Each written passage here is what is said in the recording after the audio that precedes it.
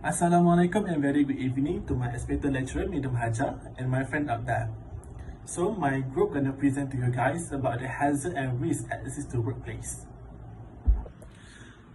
So my group choose one of aviation company, which is Malaysia Airlines company. So I'm gonna present to you guys a bit about Malaysian Airlines company. So, Malaysian Airlines Company are known as a must right now, and they are the national airlines of Malaysia and are one of the largest airlines in Southeast Asia. The airline was founded in 1947 as a Malayan Airways, and it initially operated a domestic flight within Malaysian to Singapore. So, Malayan Airways was renamed by Malaysian Airways and it began expanding its international routes. So, Malaysia Airlines operates flight to over 50 destinations across Asia, Europe, and Australia. So, hi guys.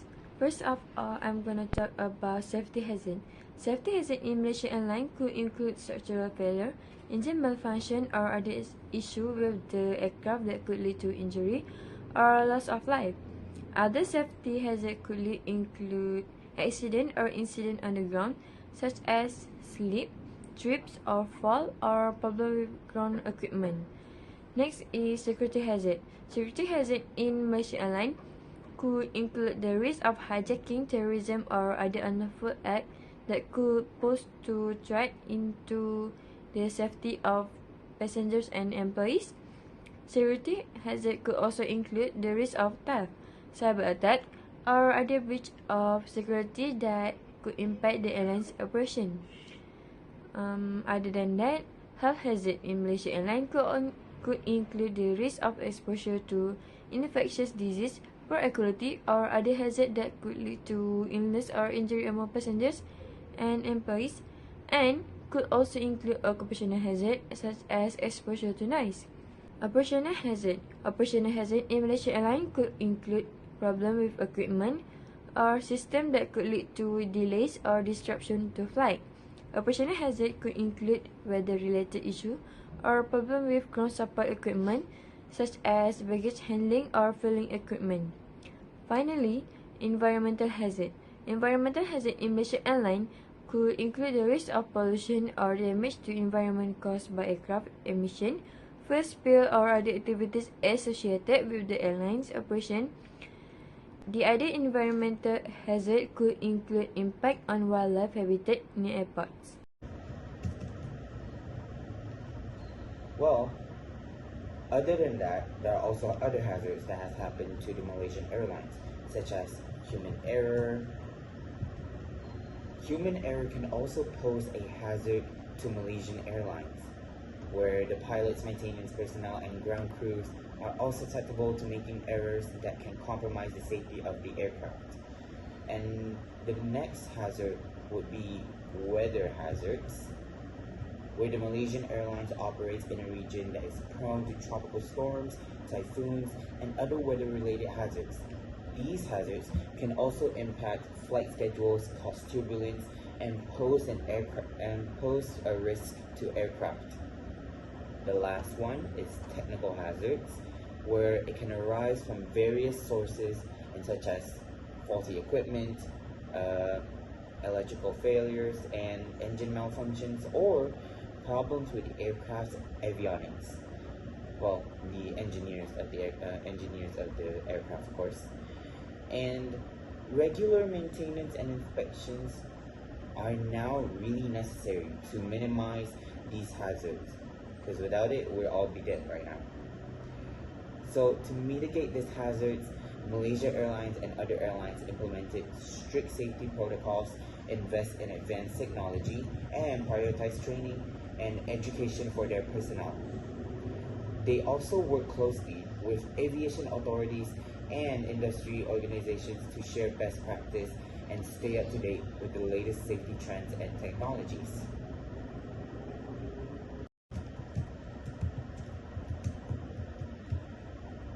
One thing about these hazards is that Malaysia Airlines one thing that I learned about while searching about the hazards of the Malaysian Airlines, there's also something really big topic that we need to talk about, which is, of course, Malaysia Airlines has been in other various attempts of accidents and incidents before, but the most biggest topic about the aircraft accidents of Malaysia Airlines that has happened before was the MH17 and the MH370. Of course, these accidents has been caused by human error and possibly technical error, of course. One of the most incident, one of the most notable incidents was the disappearance of the MH370 in March 2014. Well, while the exact cause of the disappearance is still unknown, people still haven't figured out what actually happened. They're still trying to search the faulty of that matter. It is believed that human error played a role in this incident. The aircraft's communication and tracking systems were turned off or disabled, which may have been intentional and unintentional. The search for the missing aircraft and passengers continues till this day.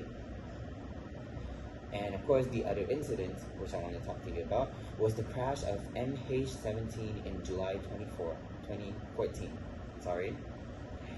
The aircraft was shot down over eastern Ukraine by a missile fired by a pro-Russian separatist. While the cause of the incident was not directly caused by human error, it was the result of a conflict that was fueled by human actions.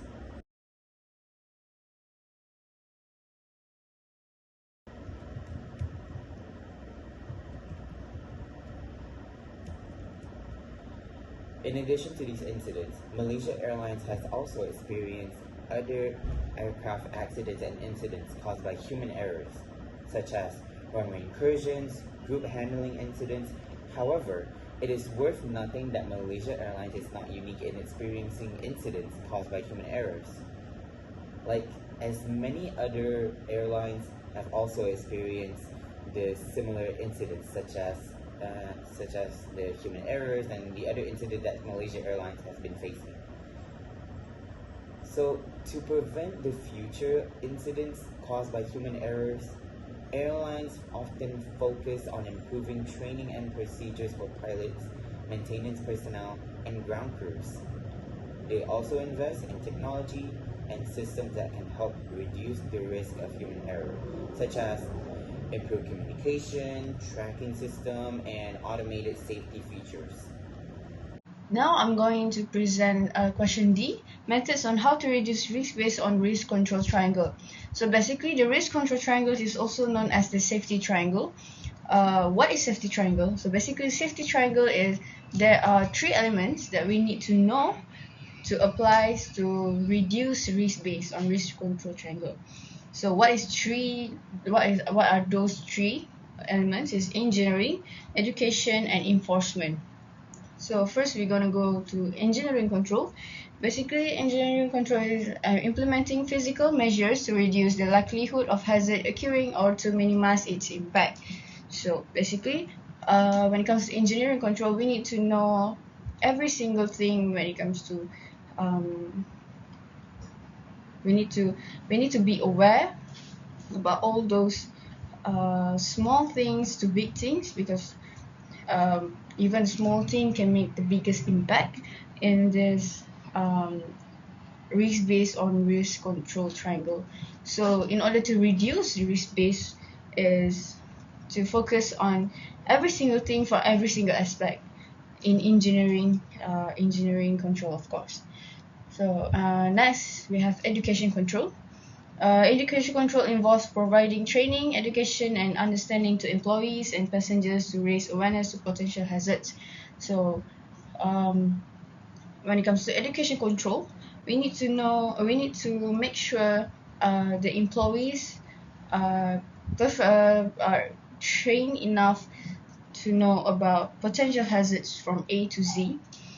So basically, when they are still trainees or still students, they need to know all about the safety and security rules and regulation. So they need to basically applies it and acknowledge it. So before they are they are before they are proven educated enough in those aspects, they need to be examined. So they also need to know how to point, and they need to know where to point the potential hazards, and they need to make sure the safety and security part of education control need to apply. So when it comes next is enforcement control. It involves enforcing policies and regulations to ensure compliance and deter non-compliance. Enforcement control involve in policies and regulation, basically the ICAO, IATA, FAA, all those enforcement. So they need to know the rules and regulation and policies they need to hold on into. So that's all for methods on how to reduce risk based on risk control triangle. So overall, we need to apply those three and know those three to make safety triangle works efficiently, safely, and securely. Thank you. The cost of implementing for each method to reduce the risk based on the risk control triangle will depend on various factors, such as the level of risk and the specific needs of the organization.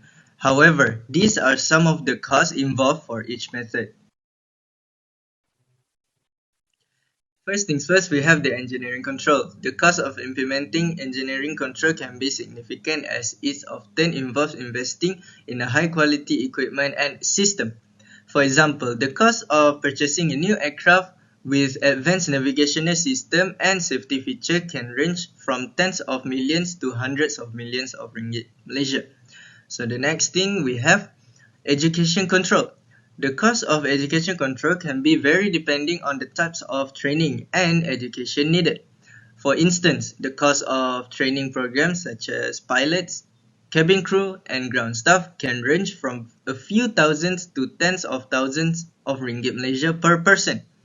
Last but not least is the enforcement control. The cost of implementing enforcement control can be vary depending on the level of regulation and oversight required. For example, the cost of hiring and training compliance officer and auditors can be significant. So overall, it is important to note that the cost of implementing risk control may be significant, but they are essential to maintaining the safety and security of airline operation. It is also worth noting that the cost of implementing risk control can be far more significant in terms of potential losses, damage, and reputation. So that is all for me.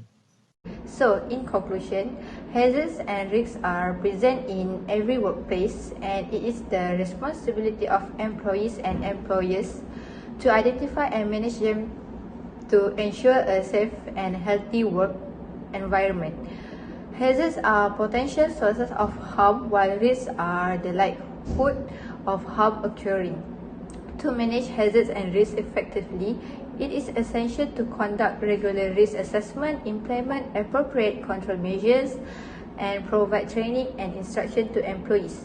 By doing so, employers can minimize the risk of workplace incidents, injuries, and illness, and create a safe and productive workplace for all employees. That's all from me. Thank you.